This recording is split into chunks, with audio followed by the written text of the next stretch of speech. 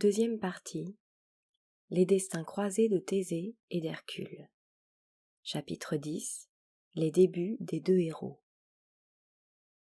Athènes, comme toutes les villes grecques, fut d'abord un royaume. Il fut gouverné successivement par deux dynasties. De la première, il n'y a rien d'intéressant à dire. En revanche, le fondateur de la deuxième, un certain Éryctonios, mérite d'être mentionné. Non pas tant en raison des événements de son règne que des circonstances singulières de sa naissance. Minerve, on le sait, était la protectrice d'Athènes. À ce titre, elle séjournait souvent dans le temple qui avait été construit pour elle sur l'acropole. Une nuit, qu'elle s'y trouvait seule, elle reçut la visite impromptue de son frère Vulcain, le dieu boiteux de l'industrie. Soit que celui-ci fût pris de boisson, soit que Vénus, son épouse, eût allumé chez lui une ardeur amoureuse qu'elle avait ensuite refusé de satisfaire, Vulcain avait, en entrant dans le temple, un regard lubrique et un comportement étrange. Il ne tarda pas à faire à Minerve des propositions outrageantes. Minerve les ayant repoussées avec indignation, Vulcain tenta de la violer. Mais la résistance de Minerve était si obstinée et l'excitation de Vulcain si grande que, et je demande ici à mes lecteurs d'essayer de me comprendre à demi-mot, la tentative de Vulcain fit long feu. Minerve s'essuya la jambe avec son mouchoir, qu'elle jeta par terre avec dégoût. Quelques mois plus tard, à l'emplacement où le mouchoir était tombé, naissait Éryctonios, qui peut être donc considéré comme le fils de Vulcain par le biais d'une insémination artificielle et de Minerve par le biais d'une grossesse extra-utérine. Éryctonios devient roi d'Athènes et ses descendants lui succédèrent sur le trône. Le troisième d'entre eux s'appelait Égée. Il était cousin d'Alcmène, cette femme thébaine dont je t'ai déjà raconté l'adultère involontaire avec Jupiter. Égée, comme tous les Grecs, aimait les voyages et les femmes. Au cours d'un séjour qu'il fit dans une ville du sud de la Grèce, assez éloignée d'Athènes, il eut une liaison avec une jeune fille noble. Lorsqu'il la quitta pour regagner son royaume, elle était enceinte. Égée lui dit en partant : « Je laisse, sous cette lourde pierre, mon épée. Si notre enfant est un garçon, qu'il vienne me rejoindre à Athènes, lorsqu'il sera assez fort pour soulever la pierre et prendre l'épée. » Quelques mois plus tard, l'enfant naquit. C'était un garçon. Sa mère l'appela Thésée. Le même jour, à Thèbes, Alcmène donnait le jour à ses deux fils, Hercule, fils de Jupiter, et Éphiclès, fils d'Amphitryon. Ainsi, Thésée et Hercule, les deux premiers grands héros mythologiques, étaient-ils cousins et contemporains. Ils allaient aussi devenir amis, malgré de profondes différences de caractère qui se manifestèrent dès leur enfance. Enfance d'Hercule. Hercule, toute sa vie, fut une brute sympathique. Comme le montrent ses statuts, il avait une petite tête sur un corps puissant. C'était, selon Euripide, un être grossier, inculte et emporté. Toute sa science se bornait à agir, et il ne fréquentait pas les académies. Mais sa force physique et sa bravoure étaient surhumaines. Il ne lui fallut pas longtemps pour le prouver. Il était né depuis quelques jours à peine et dormait tranquillement dans son berceau, à côté de son frère jumeau, Iphiclès, lorsque Junon, animée par la haine qu'elle éprouvait à l'égard de tous les bâtards de Jupiter, dirigea vers les bébés deux serpents, puissants et venimeux. Iphiclès se réveilla le premier et se mit à pousser des cris de frayeur. Hercule, sans s'émouvoir, prit les serpents dans ses petites menottes et les étrangla prestement. Lorsque sa mère, Alcmène, et son père putatif, Amphitryon, alertés par les cris d'Iphiclès, entrèrent dans la chambre, Hercule jouait avec les deux cadavres en riant aux éclats. Les parents d'Hercule tentèrent de lui donner une éducation soignée, mais s'il manifestait des dispositions exceptionnelles pour tous les exercices physiques, il n'éprouvait qu'aversion pour les activités culturelles.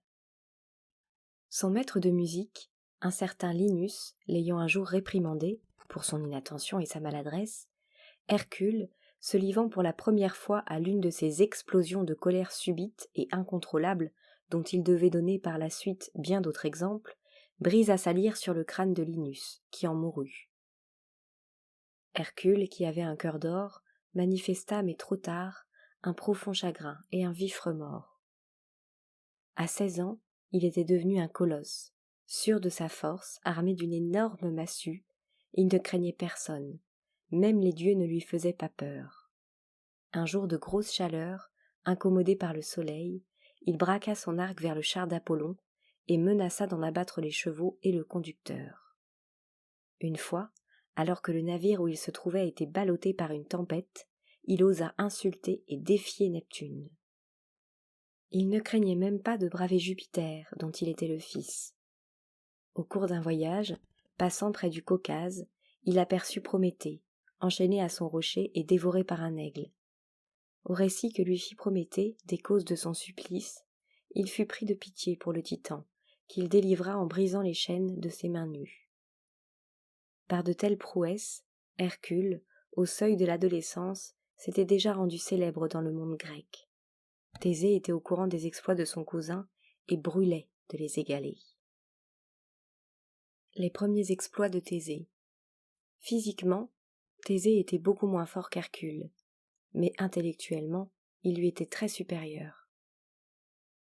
Il avait compris très tôt, comme devaient le faire 30 siècles plus tard les petits lutins Plique et Ploc, qu'il faut réfléchir avant d'agir, et il employait plus volontiers les ressources de l'intelligence que la force brutale. Cependant, il n'était pas timoré, et, comme il avait un sens élevé du devoir, de la gloire et de l'amitié, il fut souvent conduit, comme Hercule, à prendre de grands risques et à affronter de graves dangers. C'est lorsqu'il eut 16 ans que sa mère lui dit qui était son père et lui montra le rocher sous lequel Égée avait caché son épée. Thésée s'efforça en vain de le soulever par la seule force de ses bras. Une idée lui vint. Glissant l'extrémité d'un pieu entre le sol et le rocher, il exerça une poussée de haut en bas sur l'autre extrémité du pieu, et parvint ainsi à déplacer le rocher. Plus de 1000 ans avant Archimède, il venait d'appliquer, pour la première fois, le principe du levier. Armé de l'épée de son père, il se mit en route pour Athènes. La région qu'il devait traverser était infestée de brigands et d'assassins, dont 2 étaient particulièrement redoutables. Le premier, nommé Siron, passait ses journées assis sur un tabouret à 1 mètre d'un précipice. Lorsqu'apparaissait un voyageur, il le priait poliment de lui laver les pieds, et dès que le voyageur s'était agenouillé devant lui, il le projetait d'un coup de pied dans le précipice. Thésée fit mine de se prêter à ce manège, mais, au moment où Siron lui tendait la jambe, il s'en saisit vivement, roula sur le dos, et dans un mouvement bien connu des judokas, fit basculer Siron au-dessus de lui, droit dans le précipice. Le second brigand était le plus célèbre. Il s'appelait Procuste, et était le fils de Neptune, lequel, comme je vous l'ai déjà dit, n'avait pas de chance avec ses enfants. Procuste s'était fait construire, par Vulcain lui-même, un lit de fer extensible qu'il pouvait en quelques instants allonger ou raccourcir. Lorsqu'il voyait venir un voyageur, Procuste évaluait rapidement sa taille. Si le voyageur était petit, Procuste agrandissait le lit au maximum. Si le voyageur était grand, il réduisait au contraire le lit à sa plus petite dimension. Procuste invitait ensuite le voyageur à se coucher sur le lit, et, sous prétexte de bien les ajuster l'un à l'autre, tantôt il coupait la tête des voyageurs trop grands, tantôt il étirait les pieds des voyageurs trop petits, jusqu'à leur rompre la colonne vertébrale. Dans le cas de Thésée, qui était grand, Procuste réduisit la taille du lit. Mais Thésée, qui avait consacré de longues heures à l'étude de la géométrie, savait que la diagonale d'un rectangle est nécessairement plus longue que son plus grand côté, et se coucha en biais dans le lit, déjouant ainsi le calcul de Procuste. Comme celui-ci, désemparé, se penchait au-dessus du lit pour tenter de comprendre le mystère, Thésée lui coupa le corps en 2 parties, rigoureusement égales, qui, par une curieuse coïncidence, se trouvèrent avoir exactement la dimension de la largeur du lit. Lorsque Thésée arriva à Athènes, le bruit de ses exploits l'avait précédé, mais personne ne savait qu'il était le fils d'Égée. Thésée se rendit au palais de son père, qui lui fit un accueil courtois. Mais Égée se méfiait de cet étranger célèbre, en qui il voyait un rival possible. Il prépara un breuvage empoisonné qu'il versa dans une coupe. Au cours d'un banquet, donné en l'honneur du jeune héros, Égée tendit la coupe empoisonnée à Thésée, se leva et porta un toast. « Levons nos verres à la santé de notre hôte, dont l'épée nous a débarrassés de redoutables bandits. » « Cette épée, lui dit Thésée avant de boire, est désormais à ton service, et il la tendit à Égée. Celui-ci la reconnut aussitôt, et comprit qu'il avait en face de lui son propre fils. Il n'eut que le temps de faire tomber, d'un coup d'épée précis, la coupe que Thésée portait déjà à ses lèvres. Thésée s'installa alors dans le palais de son père, au milieu du peuple athénien, auquel l'attacha bientôt une vive et réciproque affection. Cette affection allait, quelques mois plus tard, conduire Thésée vers la plus célèbre de ses aventures. Chapitre 11. Thésée et le Minotaure. Quelques années avant le retour de Thésée, alors qu'Égée régnait déjà sur Athènes, le roi Minos gouvernait l'île de Crète. Il s'était marié, très jeune, à une femme appelée Pasiphaë.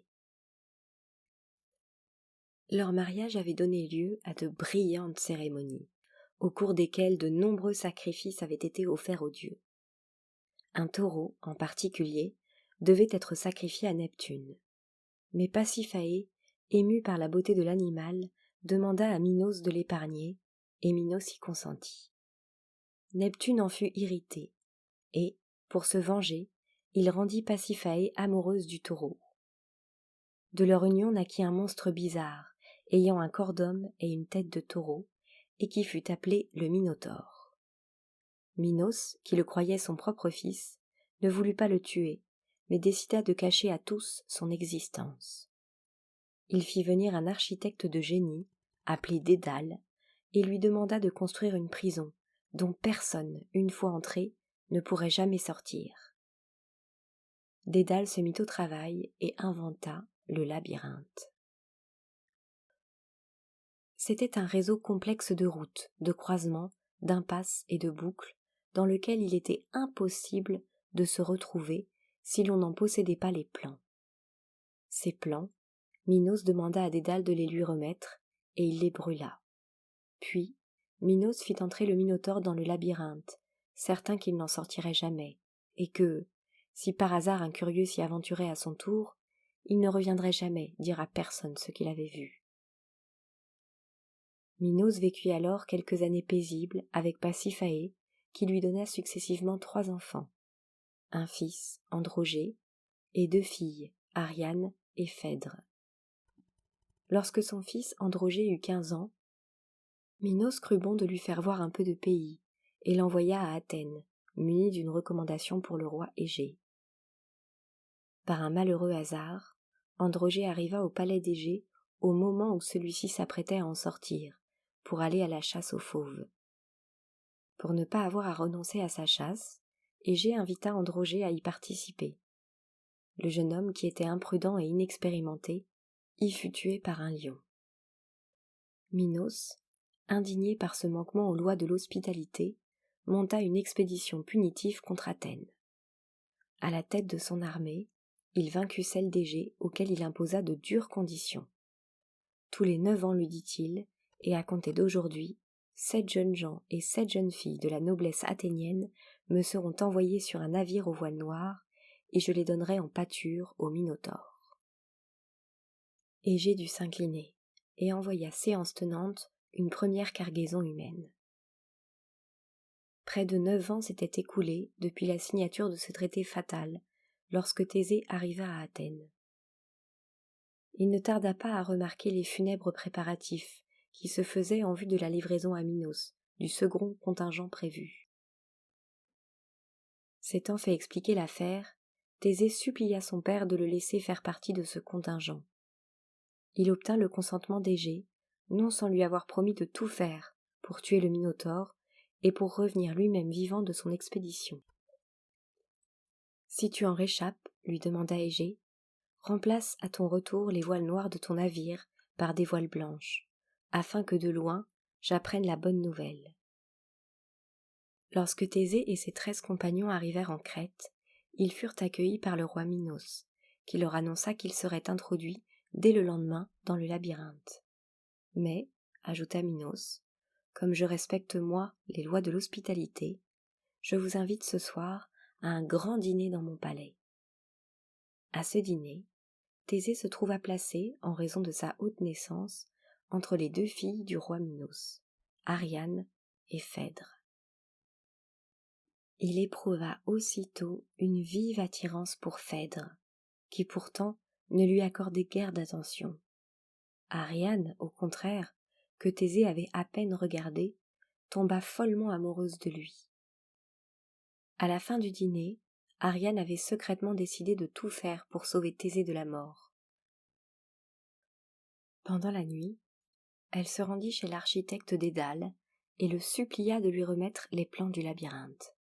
« Je ne les ai plus, » lui répondit Dédale, « mais je connais un autre moyen de retrouver la sortie. » Et il lui confia ce secret. Le lendemain, à l'aube, Ariane entrait dans la chambre de Thésée, qui, encore endormi, rêvait de Phèdre. Elle le réveilla.